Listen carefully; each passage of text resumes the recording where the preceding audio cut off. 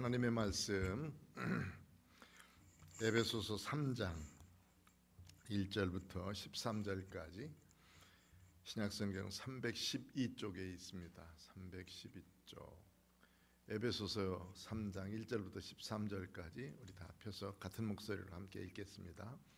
에베소서 3장 1절 이러므로 그리스도 예수의 일로 너희 이방인을 위하여 갇힌 자 된 나 바울이 말하거니와 너희를 위하여 내게 주신 하나님의 그 은혜 경륜을 너희가 들었을 터이라.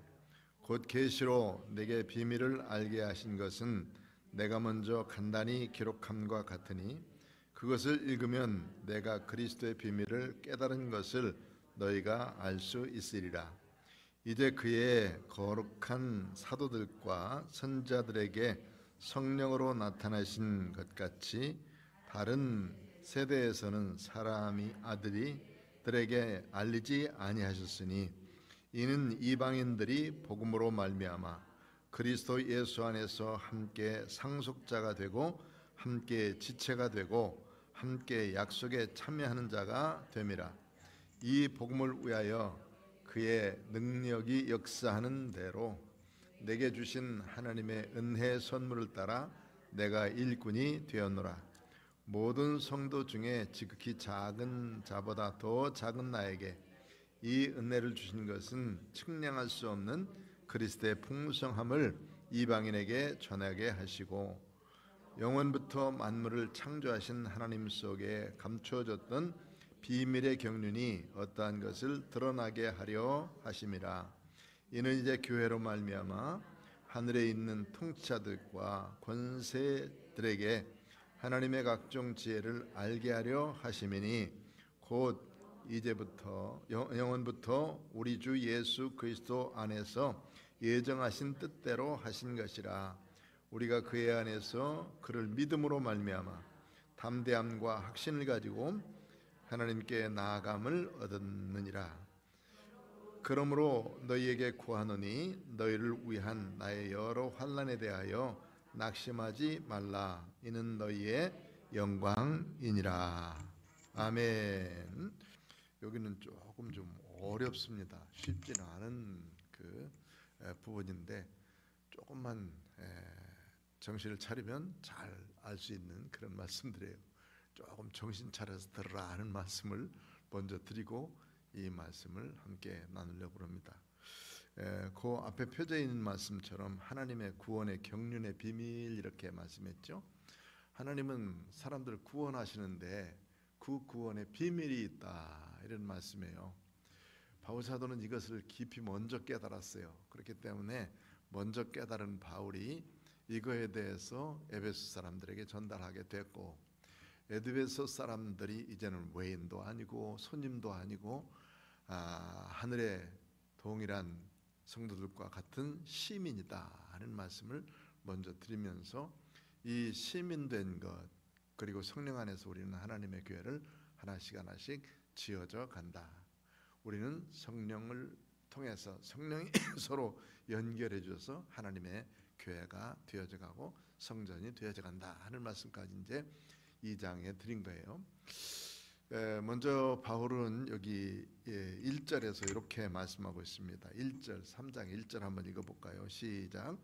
이러므로 그리스도 예수의 일로 너희 이방인을 위하여 갇힌 자 된 나 바울이 말하거니와.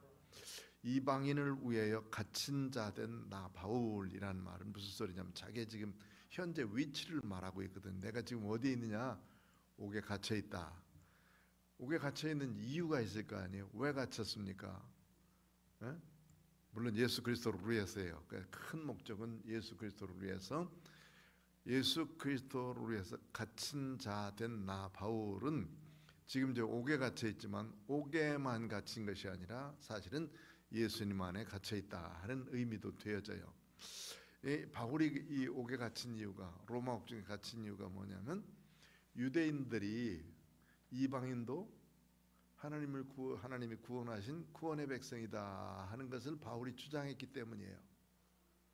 그러니까 바울은 유대인으로서 살면서 유대인들과 동일한 생각을 가지고 있었어요. 우리들만 하나님의 교회고 우리들만 하나님이 구원하신 사람이다라고 생각하면서 예수 이단이라고 생각했거든요. 그때 당시 예수 믿기 전에는, 예수님 만나기 전에는 예수님을 믿는 사람들 잘못된 사람이다라고 생각하다가 그 다메스도 상에서 예수님을 만나고 난 다음에 완전히 바뀐 거죠.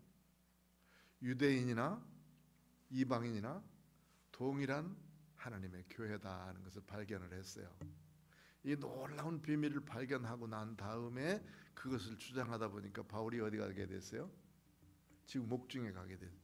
옥에 갇힌 이유가 뭐냐면 유대인이나 이방인이나 다 예수 그리스도 안에서 교회다. 교회를 이루기 위해서다. 예수님이 죽으셔서 십자가상에 달려 돌아가셔서 그 은혜를 믿는 믿음의 사람들이 함께 모여서 하나님의 교회를 이루시는 것이다. 이걸 주장하기 위해서 강조하다가 결국 여기 이제 유대인들의 고소를 받아가지고 재판을 받다가 자기가 로마 시민권을 가졌으니까 이제는 나는 여기에 있는 사람들로 말미암아 재판을 받지 않겠다. 왜냐하면 불의한 재판이 계속되고 있으니까. 그때에 만난 사람들이 누구냐 하면 주로 총독을 만나고 왕들을 만나고 그랬죠. 이 총독과 왕들이 다 얘기하면서 바울도 얘기해 보니까 별로 죄가 없구나. 죽일 만한 죄도 없고 사형당할 만한 죄도 없다. 만약에 내가 가이사에게 상고하지 않았다면 그냥 놓아줘도 될 뻔했다. 아그리파 왕이 바로 그렇게 얘기했거든요. 사도행전에 보면 그만큼 바울은 사람들에게 그리고 또 로마 사람들의 법으로는 저촉되는 것이 없어요. 왜냐하면 살인을 했다든지 큰 밀란을 일으켰다든지 이런 일이 있으면 바울을 사형시킬 건데 그렇지 않습니다. 다만 유대인들이 저 사람은 예수를 전하는 사람이고 예수를 전하면서 이방인이나 유대인이나 똑같다고 그래. 이것 때문에 고소받아가지고 결국은 그가 옥중에 갇히게 됐어요. 그러나 그가 옥중에 갇힌 것 자체가 부끄러운 것이 아니에요. 13절 보면 뭐라고 되어 있어요? 13절 시작. 그러므로 너희에게 구하노니 너희를 위한 나의 여러 환난에 대하여 낙심하지 말라. 이는 너희의 영광이니라. 아멘. 그러니까 자기가 지금 여러 환난을 당하고 어려움을 당하고 지금 여기 갇혀 있어요. 그러나 낙심하지 마십시오. 이 모두는 너희의 영광, 즉 여기 교회의 영광이라는 말이 교회의 영광. 물론 에베소 교회를 지칭해서 말하고 있지만은 교회의 영광입니다. 내 스스로가 그리스도 안에 매여서 그리스도로 말미암아 귀한 사역을 하다가 결국 이방인의 옥중에도 갇혔고 로마 그때 당시 최고의 그런 국가의 이 로마의 옥중에 갇힘으로 인해서 그는 사실은 큰 영광을 차지하게 됐다 하는 거예요. 왜 이렇게 생각을 하냐면 예루살렘이라고 하는 곳에서 바울이 옥에 갇혀서 죽었다, 옥에 가서 사형당했다 그러면 이 로마 시대 때에는 예루살렘에서 일어난 일들이 그렇게 신경 쓰지 않습니다. 한 조그마한 지역에서 일어난 한 사건으로밖에는 기억하지 않아요. 그런데 바울이 누구냐면 로마 시민권을 가진 사람이에요. 로마 시민권을 가진 사람의 재판은 로마 법정에 기록을 해야 돼요. 로마 법정에. 바울이 일단 이스라엘 법, 유대법으로만 그렇게 재판을 받고 끝났으면 아마 지금까지 기록이 없어요. 그리고 근거가 하나도 없는 것이 되어버리고 말아요. 그러나 로마 시민권을 가진 사람으로서 로마의 재판을 받고 거기서 사형을 당했기 때문에 로마 법정에 기록되어 있고 바울이 로마 법정에 기록된 것만 아니라 그리스도의 사건이 예수의 복음의 사건이 로마법에 기록됨으로 인해서 예수 그리스도의 역사가 어떤 것인가 하는 것을 많은 사람들이 알게 됐다고 말이에요. 그러니까 바울이 그러니까 자기가 옥에 갇힌 것 하나가 다른 사람 부끄럽게 생각하고 그렇게 생각하는 사람도 많지만 그거 절대 아니다. 오히려 교회의 큰 영광이다. 이럴 수 있다면 목에 갇히는 거 괜찮잖아요. 그렇죠? 예수 그리스도가 역사 속에 묻혀질 수도 있는데, 그런데 그 위대한 기록들을 이 바울 사도를 통해서 더 분명하고 확실하게 역사 속에 기록해서 로마의 역사에 기록한 그런 문서를 통해서 예수님의 사역이 더 확실하고 분명하게 증거되고 있다면, 이 일이 바울에 있어서는 그 옥중에서의 엄청난 환난과 고난과 역경이지만은 하나님 앞에서는 정말로 하나님의 교회의 영광이 되어지고 놀라운 축복이었다 하는 그 말씀입니다. 그렇기 때문에 1절에 있는 말씀처럼 예수의 일로 너희 이방인을 위하여 갇힌 자 된 나 바울이 말하니와. 그러니까 이제 이방인을 위해서 갇혔지만 이방인만을 위해서 갇힌 것은 사실 아니에요. 이방인만을 위해서 갇힌 것이 아니라 예수님을 위해서 갇힌 것이고, 예수님을 위해서 갇힌 것이지만은 그 법정에 갇혀서 로마에만 갇힌 게 아니라 실상은 예수님께 매여 있는 것 아니겠습니까? 예수님으로 말미암아 그런 것까지 이르게 된 것이죠. 2절 3절 시작. 너희를 위하여 내게 주신 하나님의 그 큰 은혜의 경륜을 너희가 들었을 터이라. 곧 계시로 내게 비밀을 알게 하신 것은 내가 먼저 간단히 기록한 것 같으니 그것을 읽으면 내가 그리스도의 비밀을 깨달은 것을 너희가 알 수 있으리라. 아멘. 이 비밀을 이제 계시와 비밀 이렇게 표시되어 있죠. 계시가 뭐고 비밀은 뭘까? 계시라고 하는 것은 성경 말씀이에요. 성경 말씀, 구약에 기록된 하나님의 말씀을 전부 다 계시라 이렇게 표현했었어요. 그런데 아직까지 성경이 완성되지, 신약 성경이 완성되지 않은 시대에 바울이 이걸 쓰고 있는 거거든요.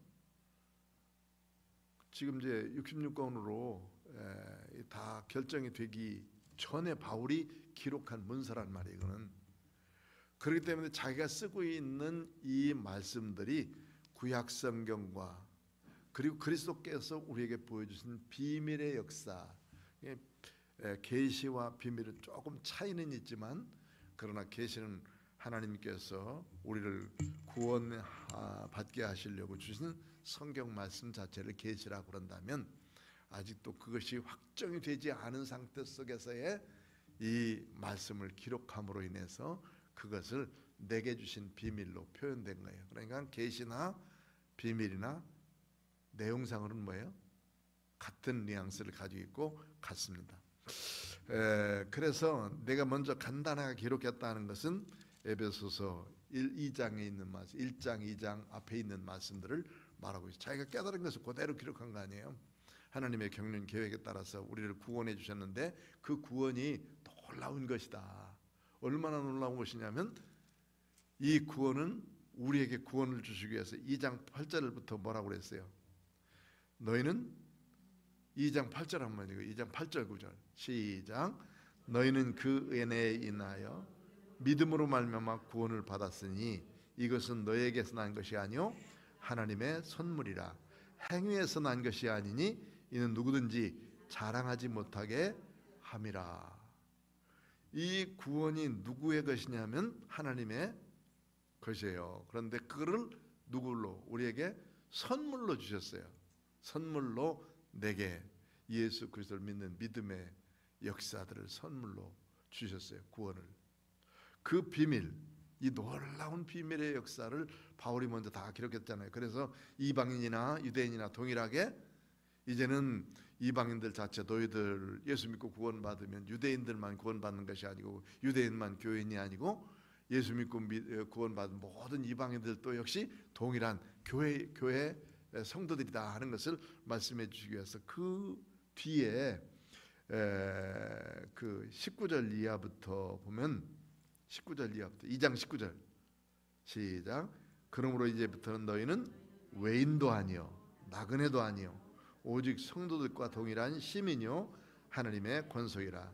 너희는 사도들과 선지자들 터 위에 세우심을 입은 자라.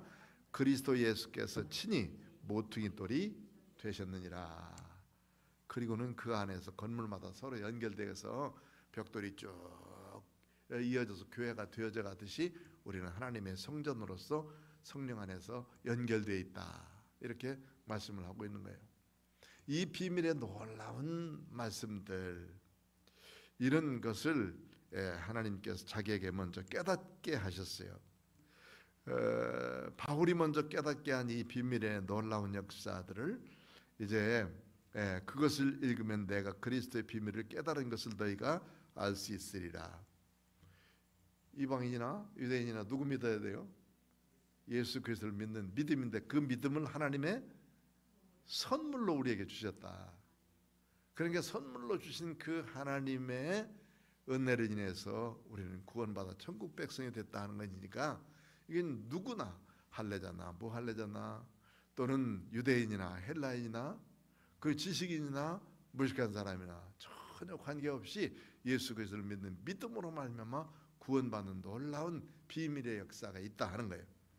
이것을 먼저 깨닫고 이것을 읽으면 너희들이 알 수 있을 것이다 하는 거예요. 그러니까 바울은 지금 옥에 갇혀 있으면서, 옥에 갇혀 있는 이유가 유대인이나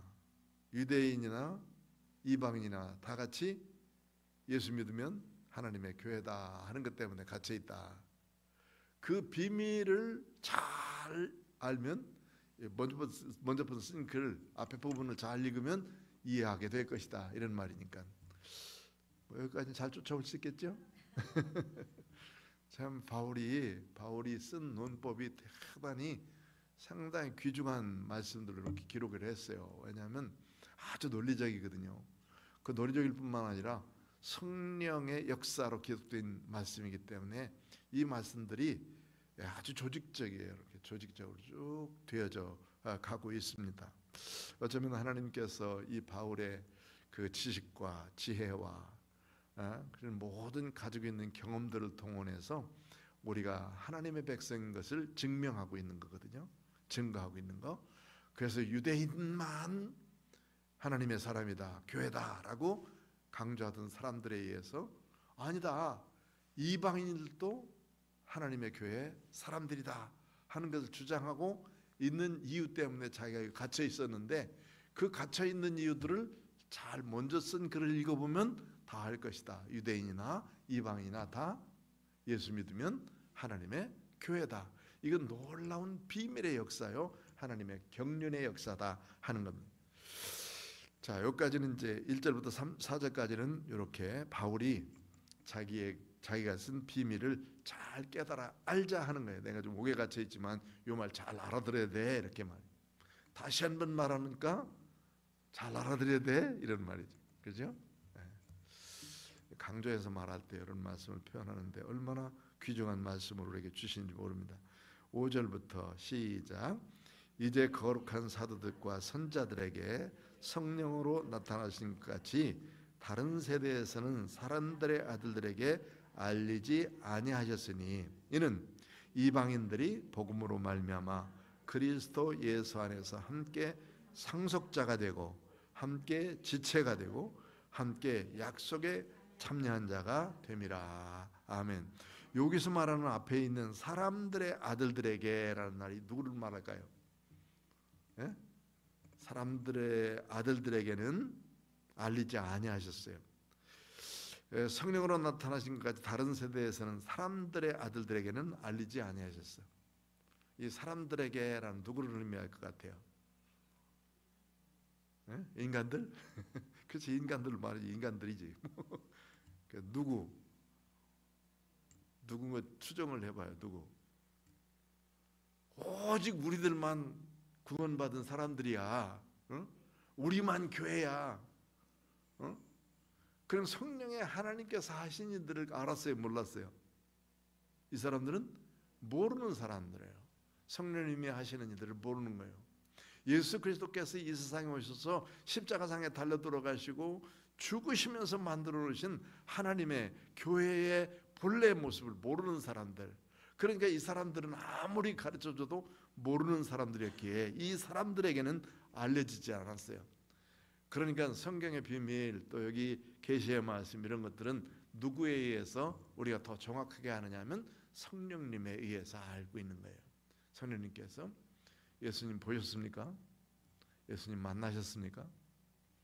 예수님을 한 번이라도 눈으로 본 사람 아무도 없어요, 여기에는. 왜냐하면 벌써 예수님은 오셨다 가셨기 때문에. 그러나 그를 믿을 수 있는 것은 예수님이 나의 구주이십니다라고 믿을 수 있는 것은 누구 때문에요? 성령님께서 가르쳐 주시기 때문에. 성령이 내 안에 계시기 때문에 그분이 나의 예수님이시고 나의 구주이시고 그분이 나를 위해서 돌아가신 분이고 내 죄가 얼마나 큰지 이 죄를 용서함 받을 사람, 용서해 주시는 분.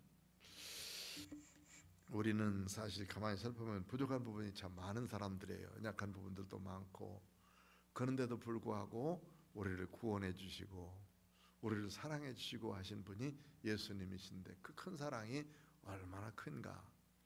이거는 성령님이 우리에게 오셔서 함께 해준 사람이 이런 부족함을 알고 예수님이 필요하다, 예수님을 믿는 믿음으로 말미암아 우리는 구원받게 되는구나 하는 것을 다 깨닫게 해주신 거예요. 잘난 사람이라고 그거 잘하는 거 아니고, 뭐 똑똑한 사람이라고 이거 잘하는 거 아니에요. 전혀 뭐 그걸 배우지 않았다고 해서 이런 믿음이 없는 건 아닙니다. 오히려 더 잘 몰라도 이런 거 하나님 성령님께서 깨닫게 하시면 더 잘 알고 따시는 분 많습니다. 우리 교회 송옥 집사님이라 저 권사님께 송옥 권사님, 우리 초기부터 개척교회 초기부터 제가 몇 번 말씀드린 것 같은데 그분이 33세에 혼자 되셨어요. 남편이 저 서산에 사셨는데 아주 큰 부잣집인데 논에 갔다 오시더니 머리 아프다고 하니 금방 어떻게 이틀 만에 죽어버리셨어요. 그러니까 그때부터 아들 둘 낳고 죽었는데 그때부터 자기는 사람들을 안 보겠다, 아들 둘만 키우겠다 해서 눈 가리고 다녔어요. 이렇게. 그러면 그 동사 다 짓고 계셨는데 자기의 소원이 뭐냐면 글을 아는 거, 글을 몰랐어요. 글을 안 배웠어요. 글을 못 배웠어요. 그래가지고 이제 두 아들 키웠는데 큰 아들은 큰 집에 장자 보내가지고 거기서 교육시켜가지고 그 서울대 나오셔서 대림건설에 이사장을 했어요. 대표를 했어요. 대림건설에. 그분이 이제 그 연세대병원에 뇌종양 때문에 입원해 계실 때 그 가보면은 이제 저하고 참 오랫동안 이렇게 교제하면서 성경을 가르치고 그러셨는데 그분 아들 때문에 가서 기도하는 모습. 연세대학교 병원에 가면 6층에 개인 병원 기도실이 있습니다. 거기에 가면 이제 불 다 꺼 있고 앞에만 십자가만 이렇게 있는 조그마한 그 방이 하나 있어요. 누구든지 와서 다 기도할 수 있는데 어머니 어디 가셨어요? 그러면 기도실 가셨어요. 그래요.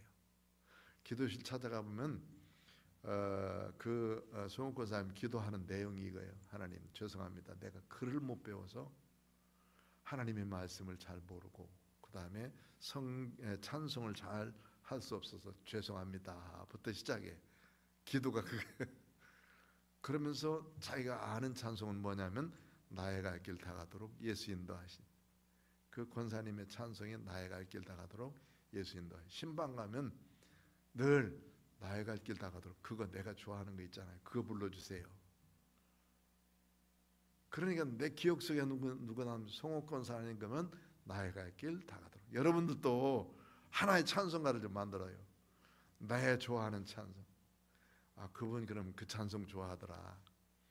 내가 그래서 나의 영원하신 기업을 하도 불렀더니 신방 가면은 그거 부르실 거죠 하고 너무 그래가지고 그걸 잘 안 불렀어요. 그래서 어쨌든 내가 좋아하는 찬송이 뭐가 하나 있었는데 그분은 늘 아무것도 안 배웠지만 그분이 늘 생각한 것은 뭐냐면 주님을 믿고 믿음으로 해서 하나님 앞에 사는 것이었고, 또 기도할 적마다 자기는 아무것도 모르지만 하나님 나 구원해 주셔서 감사합니다. 그게 이원영 씨였었는데 원영이 좀 고쳐주세요. 원영이 좀 고쳐주세요. 와, 얼마나 애타게 기도하는지. 엄마가 기도하는 기도 하나님이 안 들어줄 수가 없어요. 안 들었어요. 조금 더 간증하면 그분이 이제 뇌종양에 걸려서 아주 이런 단체를 이끌고 다니면 정말 리더예요. 그리고 제가 가서 목사 이사장님 제가 왔습니다. 목사님 모셨어. 그럼 그 큰 연세대학교 병원에 그 독실을 쓰고 있었거든요. 그럼 목사님을 꼭 모시라고 그러고선 한 번도 아픈데도 불구하고 찌그리면서 저를 대한 적이 없어요. 목사님 모셔서 앉으시라고 구약성경에 대해서 더 말해주시고 신약성경에 대해서 이렇게 아주 반갑게 그렇게 맞아주시는 분인데 뇌종양이 생겼는데 그 과장이 이제 둘이 싸우는 거예요. 내과 과장인데 그 사람은 약물로 치료하자. 외과 과장이 옆에서 이제 그 밑에 조수가 있는데 이거 간단한 거니까 수술하면 됩니다라고 둘이 이제 붙게 돼 있어요. 그러면 누가 이기겠어요? 과장이 이기겠어요? 밑에 있는 조수가 이기겠어요? 당연히 과장이 이기죠. 그러니까 계속 약물만 투여하는 거예요. 안 나, 계속 아파. 그런데 마침 미국에 있는 그 뇌종양 심포지움을 그 연세대 세브란스에서 했어요. 그런데 그때에 그 이제 이 사람이 그 차들 하나 가져가서 그거를 딱 보여주면서 어떻게 했으면 좋겠습니까 하고 하는 그거를 내는 거예요. 그 온 사람들이 다 한결같이 말해요. 저 수술하면 간단한 건데 왜 그러세요? 그런데 이제 그 내과 과장은 뭐한 거예요? 자기가 계속 주장했는데 그걸 포기하려고 하겠어요? 더군다나 뭐 의사들의 세계가 얼마나 이 자존심이 센 것인데.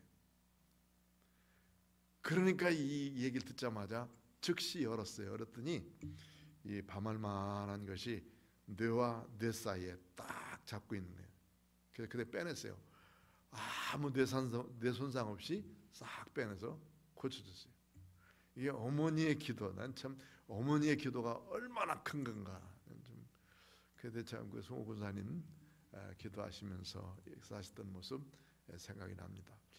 아무것도 모르는 것, 뭐 그런 모르시는 분이었지만은 성령님 의지해 살았는데 33살 과부돼 가지고 너무 할 수가 없어 가지고 어떤 분이 와서 자기에게 전도를 했대. 교회 오시라고.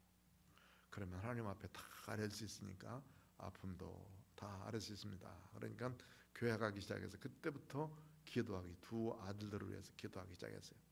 근데 함께하는 아들은 그렇게 썩 공부를 잘 못했어요. 맨 오토바이는 타고 다니고 돌아다니면서 그런 분이셨는데 나중에 그 자기에게 보려했다 하는 그 둘째 아들이 마지막 자기 어머니 무릎에다 얹어놓고 그렇게 임종시키셨어. 자, 그런 모습을 보면서 참 기도는 자녀들까지도 다 변화시킨다 하는 모습을 깨닫게 됐습니다. 그러니까 중요한 것은 우리 자녀들에게 꼭 예수 믿고 구원받아서 천국 백성 되도록 만들어 줘가야 되는 거예요. 반대해도 뭐하도 관계없이 나는 너를 위해서 기도한다. 내가 천국 백성 돼야 돼. 내가 예수 믿고 구원받아 천국 가는 것처럼 너도 역시 예수 안에 살아야 돼. 이거 증거해야 돼. 자, 그래서 여기 보니까 뭐라 그러냐면 다 이제 이 사람들에게는 잘 알려지지 않았다. 그 사람들의 아들들은 결국은 예수 그리스도를 알지 못하는 자들이었죠. 전부 이 사람들은 얼마나 훌륭한 지도자였었느냐면 그때 당시에 유대의 모든 사람들을 다 리더하는 사람들이지 않습니까? 그런데 예수를 받아들이지 않았었어요. 예수를 믿지도 않았고 그들에게는 알리지 않았어요. 그러나 이는 이방인들이 복음으로 말미암아 그리스도 예수 안에서 함께 뭐가 돼요? 여기 보면 6절에 보면 뭐가 된다고? 첫째, 상속자가 된다. 상속자는 정말 귀중한 거예요. 아브라함이 자기 상속자 찾기 위해서 제일 먼저는 엘리에셀이라는 자기의 그 청지기 데려다가 하나님 내가 지금 아무리 기다려도 내 아들 낳을 수 없는데 이 청지기나 데려다가 내 그 상속자 삼아 주십시오. 그랬더니 그 밤중에 하나님이 이 아브라함을 어디로 데리고 가셨느냐면 저 별이 반짝반짝 보이는 산으로 데려가셨어요. 그래서 하신 말씀이 뭐냐면 하늘을 봐라. 별을 그 많은 별을 다 셀 수 있을진데 너의 자녀들도 셀 수 있으리라. 그러면서 반드시 하나님이 내 몸 사라를 통해서 낳은 자녀를 통해서 상속자 삼을 것이다 하는 약속을 그에게 주시고 계십니다. 그 상속자가 이렇게 중요해요. 그러다가 나중에는 이거 뭐 기다려도 안 되니까 하갈이 누굴 데려다 보냈어? 자기 몸종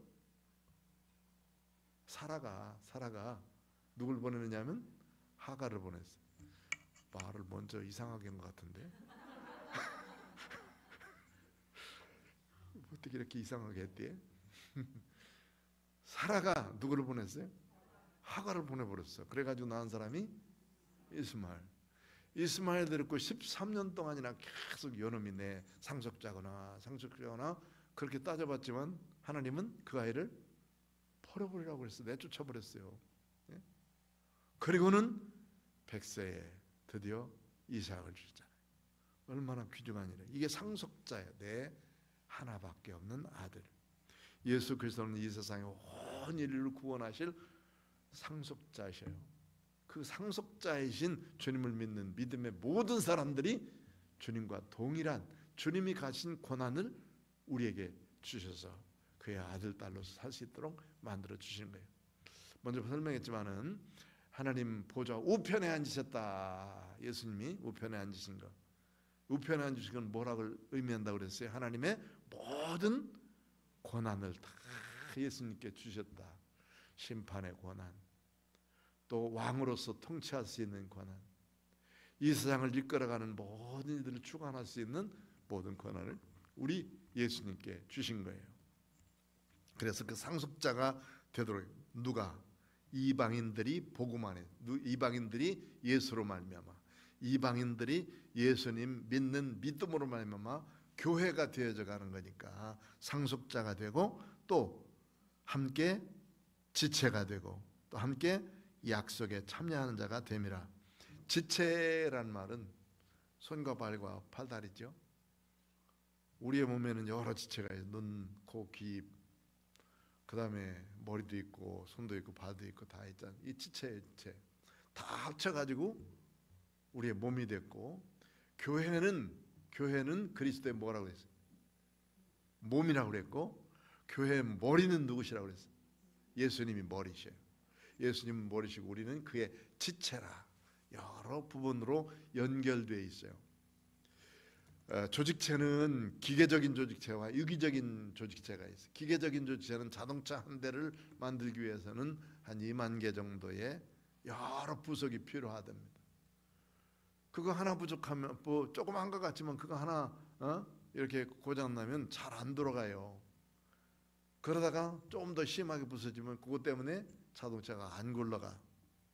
그러면 그 부분만 싹 바꿔 끼면 새 차처럼 달려요. 그게 기계적인 조직체예요. 부서지면 그 부분만 딱 집어넣는 거예요.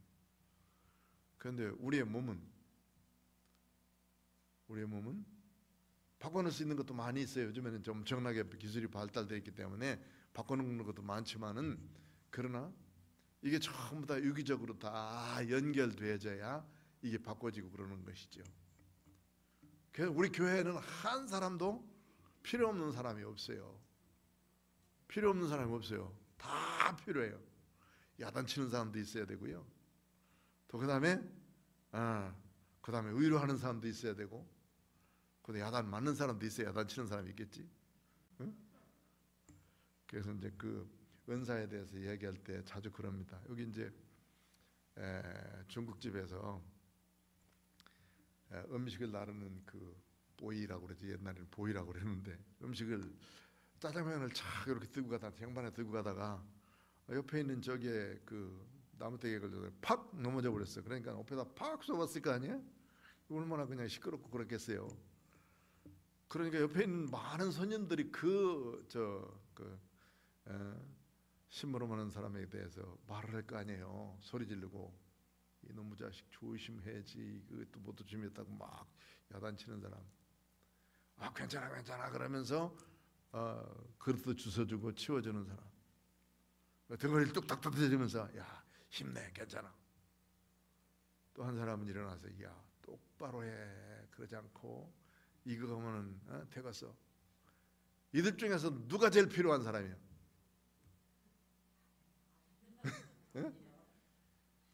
누가 다 제일 필요한 사람이야? 격려해 주는 사람? 사실 다 필요한 사람이라고 했잖아요. 다 필요한 사람.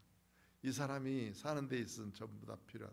그래서 한 아이가 커가기 위해서는 온 마을이 다 필요하다. 이게 아프리카에 있는 격언이에요. 한 아이가 자라기 위해서는 온 마을이 다 필요하다. 그러니까 어린이집 배우고 유치원 가고 학교 가고 이렇게 하는 것이 다 필요한 거예요. 과정이 다 필요하고 그런 건데 유독 자기 아이들만 혼자 키우는 것처럼 유별 떠는 사람도 있잖아요. 잘 클 것 같지만 잘 못 커요. 그렇게 해서 키면 함께 더불어서 커가도록 만들어줘야지. 교회는 안 그렇습니까? 성도는 안 그렇습니까? 성도들도 마찬가지죠. 성도도 여러 은사가 있는 사람들끼리 함께 어울려서 하나님의 교회가 되어져 가는 것이지 혼자 되어져 갈까지만 안 그래요. 목사님들 치고 변변치 않은 사람들이 많습니다. 저처럼 변변한 사람들이 별로 없어요. 잘 배우고 말도 잘하고 그런 사람 되면 좋겠지만 가끔 실수도 많이 하고 말도 좀 어떤 데는 잘 못하기도 하고 그렇습니다. 왜 하필이면 이런 사람들 세워서 목사로 삼았을까? 응? 저는 가끔 그럴 때가 있어요. 그런데 가만히 주님이 말씀하시는 것은 그렇기 때문에 세웠지 그런 말이에요. 너 나타내지 말고 누구 나타내라고. 예수님이 교회 주인이시지 내가 주인이 아니거든요. 그냥 지가 주인 노릇을 하는 사람 수없이 많아요. 그게 아니에요. 장로님들 세우는 이유도 장로님이 주인 노릇을 하고 섬기는 게 아니라 뭐 하려고? 섬기라고 세우는. 권사님 세운 이유가 뭐예요? 섬기라고 세운 것이지 주인 노릇하라고 세운 게 아니라고. 야단치라고 세운 거예요.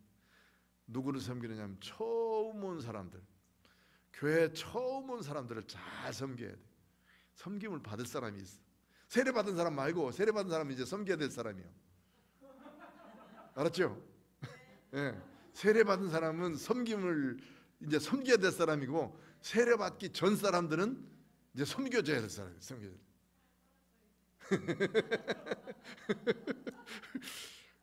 왜냐하면 세례 받고 나는 이제 우리 교회에 교인 됐습니다. 그 했잖아요. 양무리 교회에 세례 교인 된 것을 성부와 성자와 성령의 이름으로 공포하노라 그랬으면 이제 그때부터는 성도니까 이제 섬겨야 될 사람. 누가 세례 받을 때까지 세례 받지 아니한 사람을 섬겨야 될 자세. 다 섬기라고 세운 건데 자기가 주인 노릇하려고 하면 안 된다.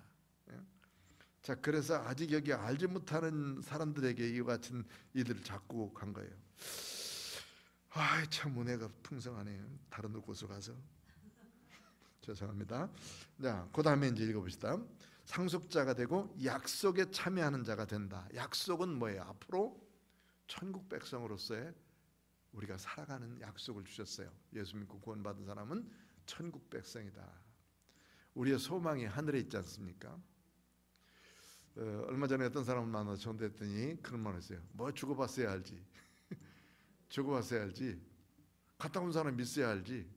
그런 사람 봤습니다. 그런데 조금 좀 더 생각한 분이라 이렇게 생각했습니다.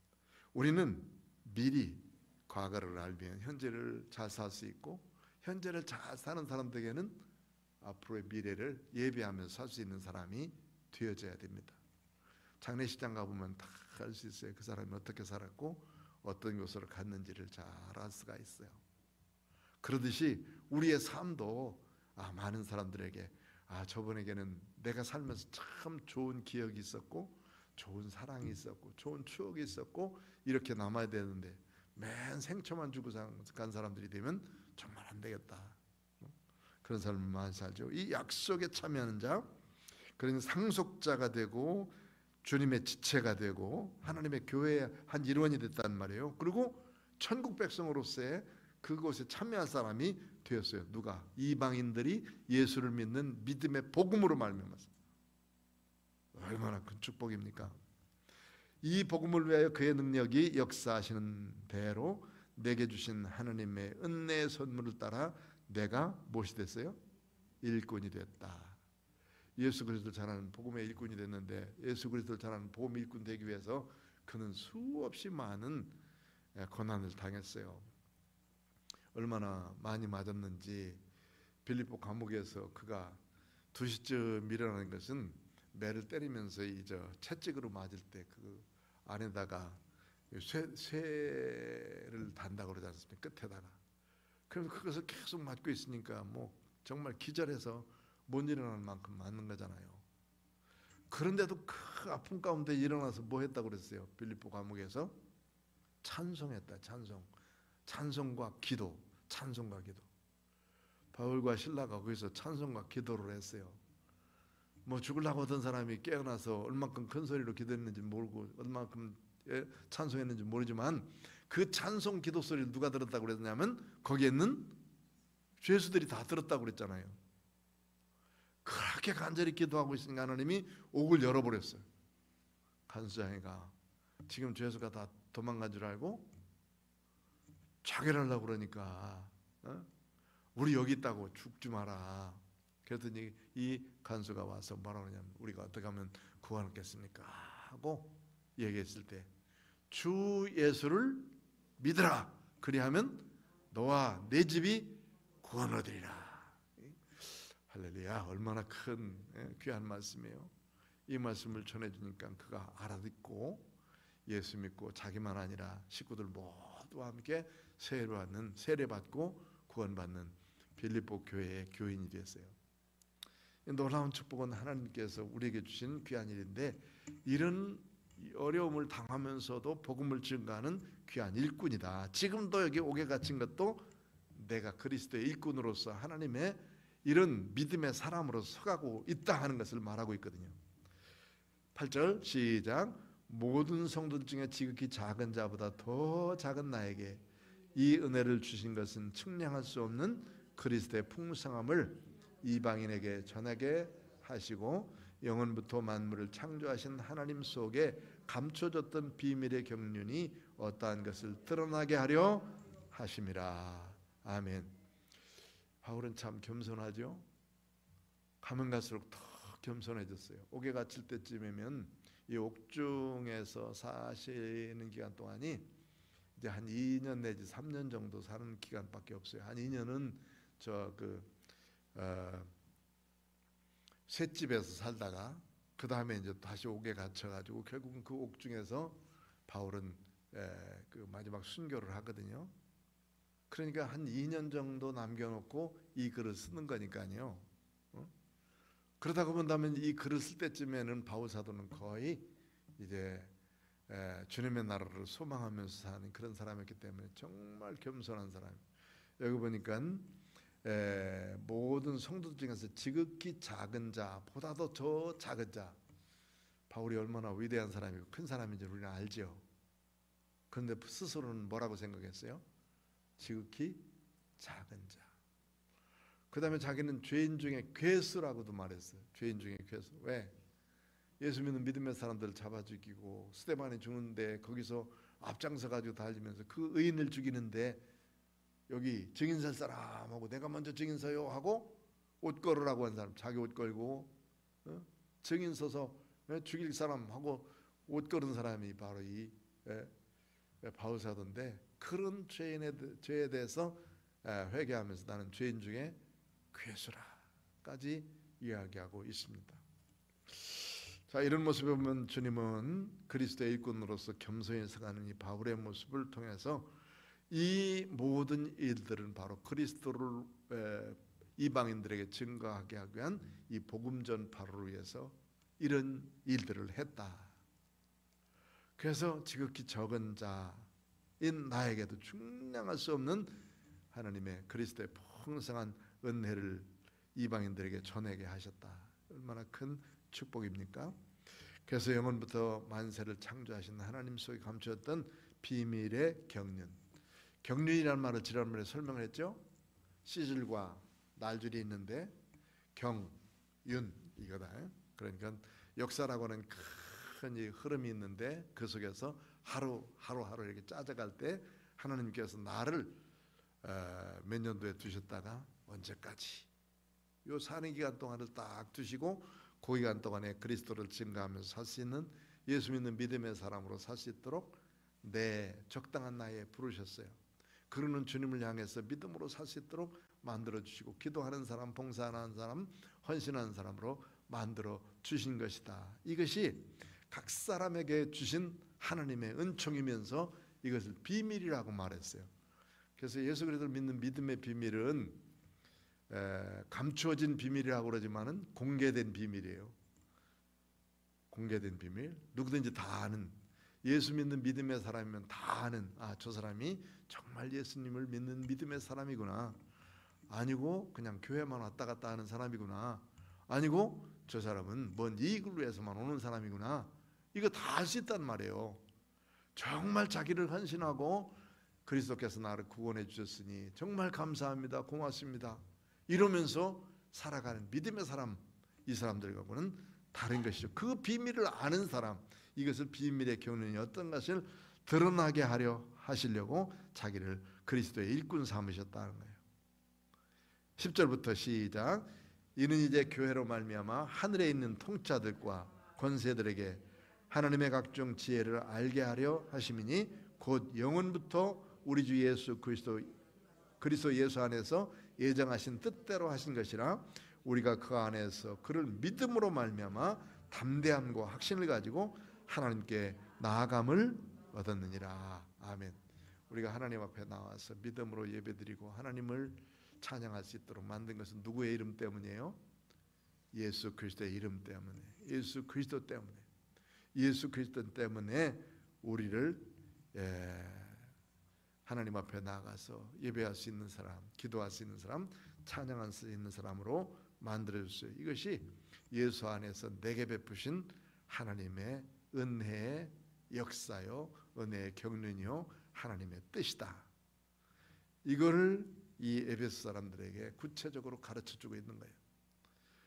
그러니까 바울이 갇힌 이유가 아까 유대인이나 이방인들이 다 예수 믿으면 하나님의 교회다 하는 것을 주장했기 때문이고, 그것을 바로 알면 하나님의 비밀을 아는 것이다 하는 것을 지금 얘기하고 싶은 것이고, 그것을 아는 사람들은 그리스도의 하나님의 상속자가 되어지고, 그 다음에 여기 교회의 지체가 되어지고, 그 다음에 약속에 참여하는 자가 되어진다.